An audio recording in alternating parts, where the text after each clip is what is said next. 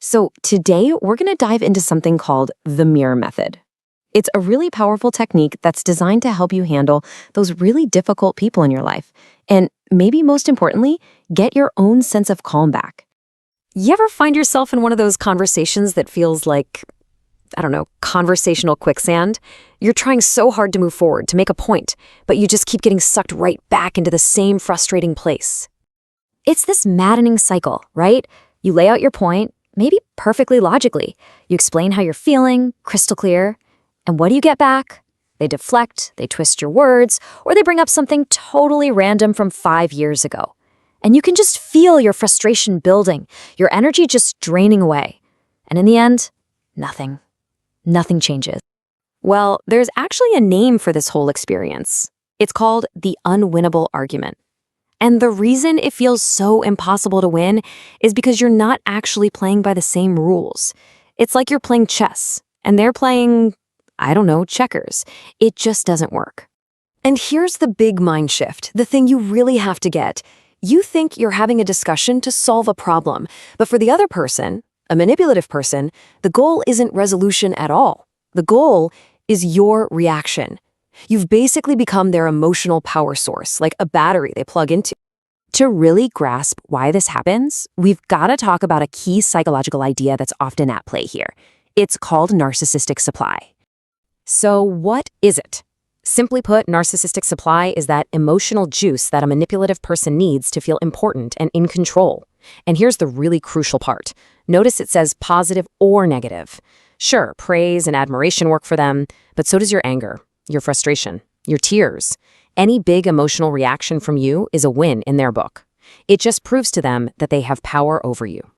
And this slide just lays it all out so perfectly. Look over on the left. This is what they're after. Your emotional reaction, drama, getting you hooked, making you frustrated. So your new goal, over on the right, has to be the exact opposite. We're talking neutral, calm. We're talking disengagement. We're talking about becoming an observer. You're going to step out of the drama and just watch it. Of course, every single part of you is screaming to fight back. I mean, when someone provokes you or accuses you of something that's not true, that gut instinct to defend yourself, to set the record straight, it's overwhelming. It's a totally human response. But here's the pivot. The solution isn't to react, it's to reflect. We're going to shift from throwing ourselves into that emotional storm to just holding up a mirror to it. And that, right there, brings us to the core of this whole thing, the mirror method. Think of this as your new secret weapon for these impossible conversations. It's what lets you stay totally grounded while all that chaos is swirling around you. I love this quote because it just nails it. A mirror doesn't argue with what it sees, right? It doesn't get mad at its reflection. It doesn't try to pretty it up. It just shows exactly what's there with zero judgment. And that is your new job. Okay, so that's the big idea. But how do you actually do this in the heat of the moment? Well, here's a super simple 3-step guide to put the mirror method into action.